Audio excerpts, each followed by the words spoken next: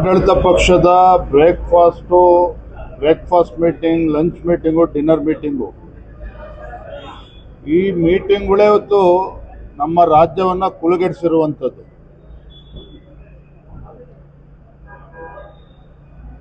ಪದೇ ಕಳೆದ 3-4 ತಿಂಗಳುಗಳಿಂದ ಡಿನ್ನರ್ ಮೀಟಿಂಗ್ಗಳನ್ನು ಮಾಡಿಕೊಂಡು ಇವರ ಡಿನ್ನರು ಲಂಚ್ ಮೀಟಿಂಗ್ ಭರಾಟೆಯಲ್ಲಿ ರಾಜ್ಯದ ಆಡಳಿತವನ್ನ ಸಂಪೂರ್ಣವಾಗಿ ಮರೆತಿರುವಂಥದ್ದು. ಇವರ ಡಿನ್ನರ್ ಮೀಟಿಂಗ್ಗೆ ಇವತ್ತು ಕಬ್ಬು ಬೆಳೆಗಾರರ ಹೋರಾಟ ಇವತ್ತು ವಿಕೋಪಕ್ಕೆ ಹೋಗೋ ಕಾರಣನೇ ಇವರ ಡಿನ್ನರ್ ಮೀಟಿಂಗ್ಗಳು. ಯಾಕೆ ಅಂತ ಹೇಳಿದ್ರೆ ರಾಜ್ಯದ ರೈತರ ಸಮಸ್ಯೆಗಳ ಬಗ್ಗೆ ಚಿಂತನೆ ಮಾಡ್ತಕ್ಕಂಥ ಇದಕ್ಕೆ ಇವರು ಯಾವುದೇ ಸಮಯವನ್ನು ಕೊಡಲಿಲ್ಲ. ಇವರು ಡಿನ್ನರು ಲಂಚ್ ಮೀಟಿಂಗಲ್ಲಿ ಕಬ್ಬು ಬೆಳೆಗಾರರು, ಮೆಕ್ಕೆಜೋಳ, ರೈತರ ಸಮಸ್ಯೆಗಳ ಬಗ್ಗೆ ಚರ್ಚೆ ಮಾಡ್ತಾರೋ ಅದೂ ಇಲ್ಲ. ಕೇವಲ ತಮ್ಮ ಮುಖ್ಯಮಂತ್ರಿಯ ಕುರ್ಚಿಯನ್ನು ಉಳಿಸ್ಕೊಳ್ಳೋದಕ್ಕೆ ಕೆಲವರು ಮೀಟಿಂಗ್ ಮಾಡ್ತಾ ಇದ್ದಾರೆ.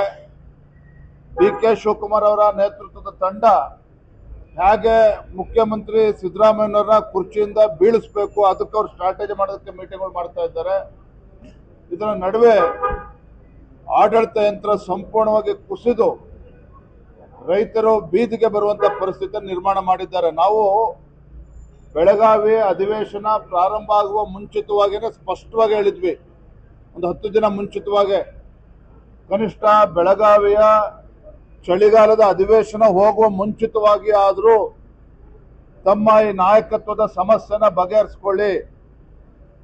ಮುಖ್ಯಮಂತ್ರಿ ಕುರ್ಚಿಗೆ ಕಾಳಗ ನಡೀತಾ ಇದೆ, ಇದು ಕಾಂಗ್ರೆಸ್ ಪಕ್ಷದ ಆಂತರಿಕ ವಿಚಾರ ಅಲ್ಲ.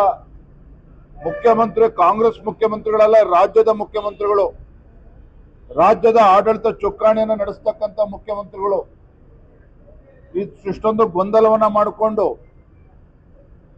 ಯಾವ ಕಾಟಾಚಾರಕ್ಕೆ ನೀವು ಬೆಳಗಾವಿನಲ್ಲಿ ಚಳಿಗಾಲ ಅಧಿವೇಶನ ಮಾಡೋದು ಬೇಡ, ಬೇಕಾದ್ರೆ ಪೋಸ್ಟ್ಪೋನ್ಮೆಂಟ್ ಮಾಡಿ ಅಂತಾನು ಹೇಳಿದ್ವಿ ನಾವು. ಮುಂದೂಡಿ ನೀವು ನಾಯಕತ್ವದ ಗೊಂದಲದ ನಡುವೆ ಚಳಿಗಾಲದ ಅಧಿವೇಶನ ಯಾವ ಪುರುಷಾರ್ಥಕ್ಕೆ ಮಾಡ್ತೀರಿ, ನಾಯಕತ್ವ ಗೊಂದಲವನ್ನ ಬಗೆಹರಿಸ್ಕೊಂಡು ಆಮೇಲೆ ಬನ್ನಿ ಅಂತ ಹೇಳಿದ್ವಿ, ಅದನ್ನು ಕೂಡ ಕೇಳಿಲ್ಲ.